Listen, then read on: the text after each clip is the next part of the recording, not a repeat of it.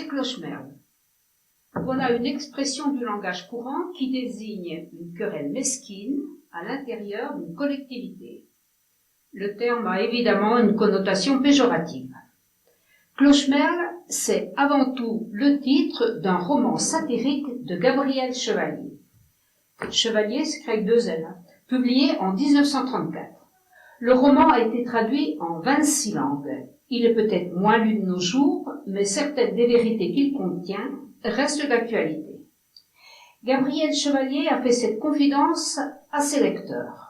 Je voudrais que vous goûtiez un jour la philosophie enfermée dans Cloche-merle, qui est autant, sous les éclats de rire, les sarcasmes et la fantaisie, un livre de grande pitié pour l'homme. Cloche-merle, on connaît bien dans la région, c'est un toponyme, c'est le nom d'un village fictif en plein Beaujolais. Et pourquoi ça s'appelle Cloche-merle? Alors là, j'ai lu 2-3 choses. Enfin, lorsque les cloches sonnent, les merles s'envolent. Un nom d'oiseau et des sonorités pas nécessairement des plus harmonieuses. L'histoire est connue.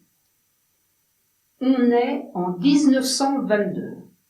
Et il y a juste un siècle. C'est la Troisième République et je vais schématiser la politique du pays. Les Français sont divisés en 2 partis.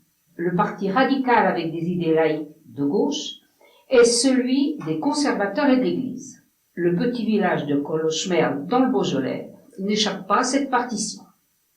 Et Cloche-merle va être mis sans dessus-dessous suite à une décision du maire, Barthélemy Piéchu. Ce dernier souhaite installer une Vespasienne, un urinoir, une pissotière, selon le niveau de langue que vous souhaitez, à l'entrée d'une impasse juste à côté d'une église. Cet édicule est destiné aux 1400 vessies mâles, les seuls autorisés à s'épancher sur la voie publique. De cette décision, liée à des ambitions politiques, découleront toute une série d'événements, tous plus cocasses les uns que les autres. Le point d'orgue, ne sera ni plus ni moins que l'envoi de la troupe pour y mettre bon ordre, à ceci près que la présence de celle-ci amènera à la plus grande violence.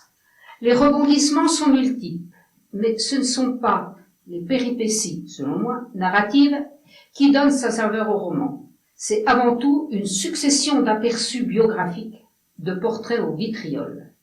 La société française de l'époque y est peinte avec verve, riche, pauvre, clergé de campagne et prélats, politiques locaux et ministres, fonctionnaires, militaires, paysans et nobles, hommes comme femmes, en prennent pour leur grade. On rencontre entre autres un politicien roublard, un député ignare, un instituteur bouffeur de curé, un curé bonasse et un peu dépassé, qui s'arrange avec le vœu de chasteté. L'épicier cocu est une belle épicière qui fait tourner toutes les têtes, une vieille comtesse arrogante, une vieille bigote écrite et rance qui a pour nom Justine Putet. Et voilà comment elle est décrite. Une noiraude bilieuse, desséchée et vipérine, ayant mauvais teint, mauvais œil, mauvaise langue, mauvais circuit intestinal, et tout cela recouvert d'agressive piété et de douceur sifflante. Sous les apparences de la gauloiserie, l'auteur laisse voir une vision de la société et laisse transparaître son caractère de libre penseur. Il dénonce l'hypocrisie, l'arrivisme et la corruption que les vignerons de Cloche-merle subissent et finissent par surmonter grâce à leur bon sens et au Beaujolais. Le village a été identifié à Vaux-en-Beaujolais. Entrez donc dans le village et vous découvrirez non pas un, mais 2 panneaux indicateurs, l'un au-dessus de l'autre, Cloche-merle et Vaux. La rue principale a été inaugurée par Gabriel Chevalier lui-même. Le long des murs, on suit les silhouettes des personnages du roman, dessin humoristique d'Albert Dumas. C'est absolument savoureux.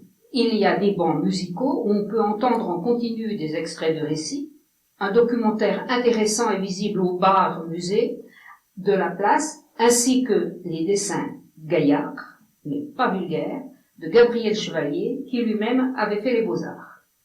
Des scènes du roman sont jouées par les marionnettes d'un Castelet théâtre original, et puis surtout, au milieu de la place, trône la fameuse pissotière. Merci.